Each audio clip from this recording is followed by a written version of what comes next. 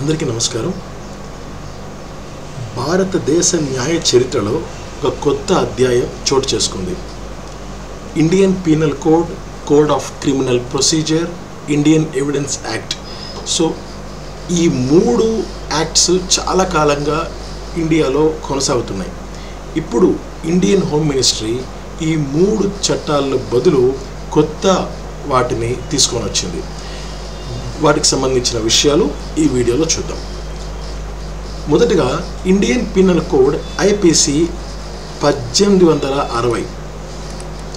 దీంట్లో ఉన్న చట్టాలని కొంత మార్చి పేరుని ఇండియన్ పీనల్ కోడ్ అని కాకుండా దాని ప్లేస్లో భారతీయ న్యాయ సంహిత బిల్ 2023గా మార్చిందనమాట. సో ఇది ఇంతకు ముందు సంవత్సరమే మార్చినప్పటికీ కూడా దీని అమలు మాత్రము జూలై 1, 2024 నుంచి అమలు పరుస్తున్నట్లు భారత హోంశాఖ మనకు తెలిపింది. ఇందులో 356 సెక్షన్స్ ఉంటాయి.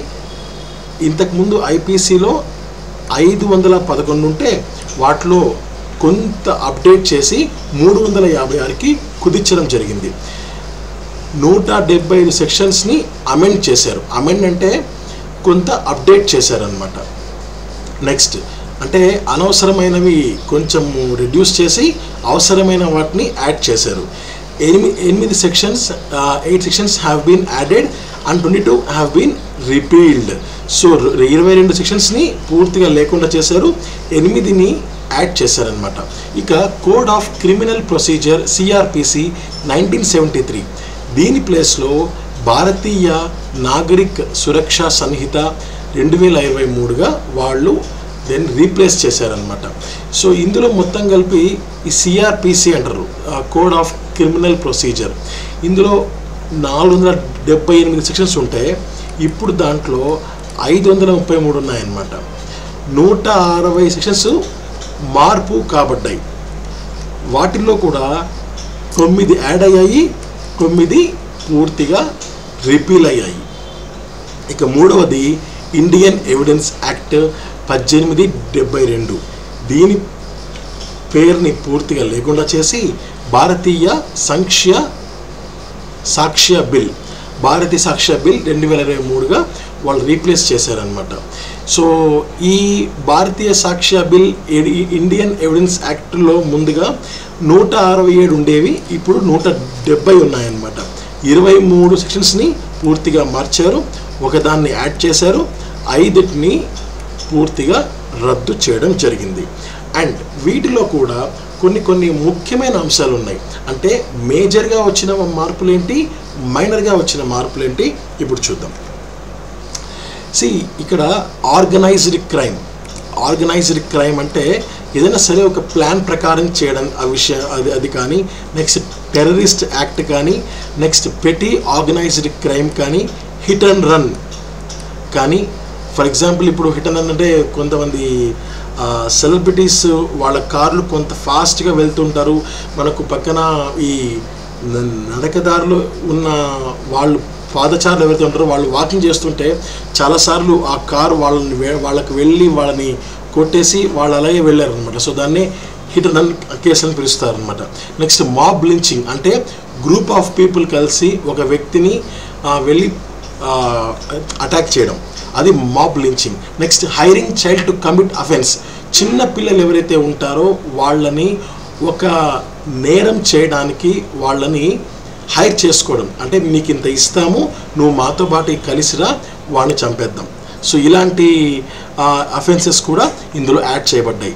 Next sexual exploitation of women by deceitful means, నమ్మించి సెక్షువల్గా ఆడవాళ్ళని మోసం చేయడం, ఎక్స్‌ప్లాయిట్ చేయడం అంటే వేరే వాళ్ళకు అమ్మేయడం లాంటివి చేయడం. స్నాచింగ్, సో రాబరీ, దొంగతనం అనుకోవచ్చు.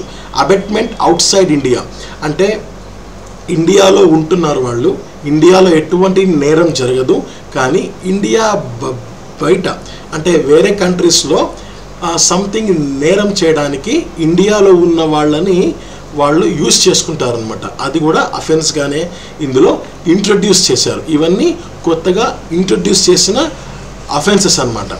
Next, the acts endangering the sovereignty integrity and unity of India.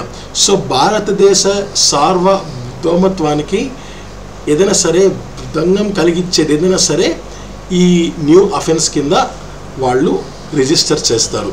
తర్వాత publication of false or fake news. ఏదైనా సరే ఒకటి ఫాల్స్ కానీ ఫేక్ న్యూస్ కానీ ఇష్టం వచ్చినట్లు పబ్లిష్ చేస్తే పబ్లిష్ చేసిన వ్యక్తి మీద ఆ యొక్క బ్లాగ్ మీద ఖచ్చితంగా కేసు అనేది రిజిస్టర్ కాబడుతుంది.